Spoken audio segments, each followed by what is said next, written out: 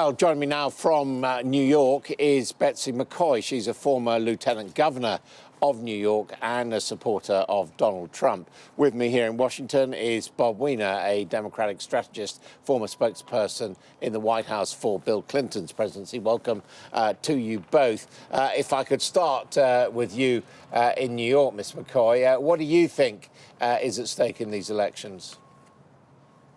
Well, clearly, when voters go to the polls on Tuesday, and of course many already have, top in their minds will be the economy. The economy is now growing at double what it was during the last 7 quarters of Barack Obama's administration. So although you've just heard the previous president say that this is not a time of hope, in fact, it's a time of great economic optimism. The biggest wage gains have been among blue-collar workers, among African Americans, among Hispanic Americans, and among whites without a college education.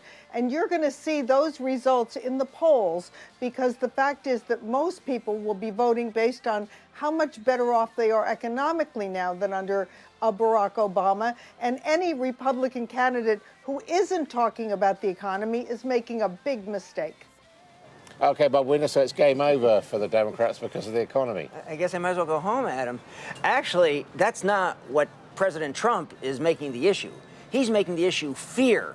And that's why Bob Woodward, in his book, called it fear, because when he interviewed President Trump, he said, real power is fear. And that's how he's governing on the caravan, on hate to women, on hate to African Americans, on hate to Hispanics, on hate to the gun people.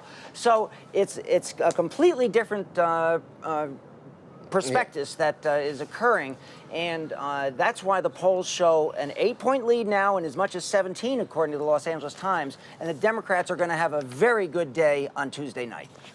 Well, you see, Bob Weiner's got a point, hasn't he, Ms. McCoy? Because issue of the caravan is not about fear.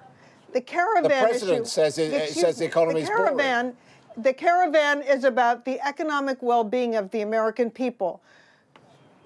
Let me point out that there are already 300 miles.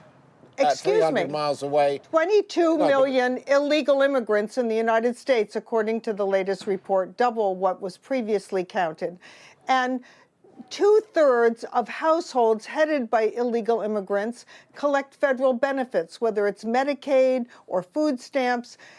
When you hear the Democrats and the liberal media, such as your outlet, talk about the caravan, they never mention the enormous cost of this wave of immigrants to American taxpayers. And that's why Donald Trump and many Republicans are saying we must stop these caravans at the border. Most Europeans have learned painful lessons about letting their own countries be overrun by malnourished, destitute, and desperate migrants, and we're not going to let it happen to the United States. Well, let's be clear, we don't carry any labels on Sky News, but Bob Weiner. Actually, the caravan is a legal thing that is going on. There will be perhaps, as there have been in past caravans, a few people that will actually be finally applying for status. And when you apply for status, what you need is more judges. But President Trump wants to send the army for mothers who are afraid for their sons and daughters, and they've been raped, and they are threatened with oppression. That's a legal opportunity in America. It always has been. And the caravan is some 800 miles away, and probably 2,000 miles, Adam, according to the best entry into the United States. And there'll be just very few people involved, and it's something we've done forever in this country. And again, it's the fear that President Trump is trying to make, instead of providing health care to people, which is the #1 issue that people want, that he's taken 30 million people off health care in America, and that's going to be the dominating factor. No. Asylum seeking has become a hoax in the United States. The fact is that half the people who claim asylum as they're crossing the border, never bother to fill out the forms.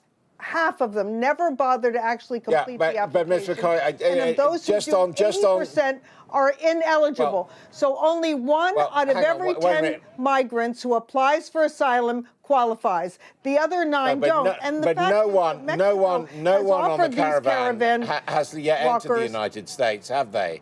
And what I want to ask No, you no. is about the number of Republicans, especially Republican women, but we've heard others as well from the armed forces and elsewhere, who don't feel that President Trump's response in sending 15,000 troops to the border is appropriate. More immigration judges. The head of the immigration I do judges think it's very went to the National appropriate. Press Club. No. No, the fact is that there's already a backlog of 800,000 That's people right. waiting to have their cases heard.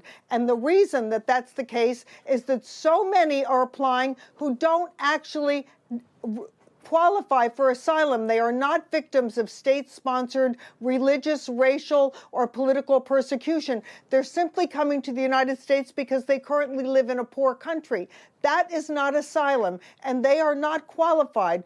Every nation has a right to limit how many people enter through their borders, and Donald Trump is doing exactly what the American people want, because we don't want to be overrun like countries of Europe have been recently. Okay. Well, Betsy McCoy, what is your prediction for election night?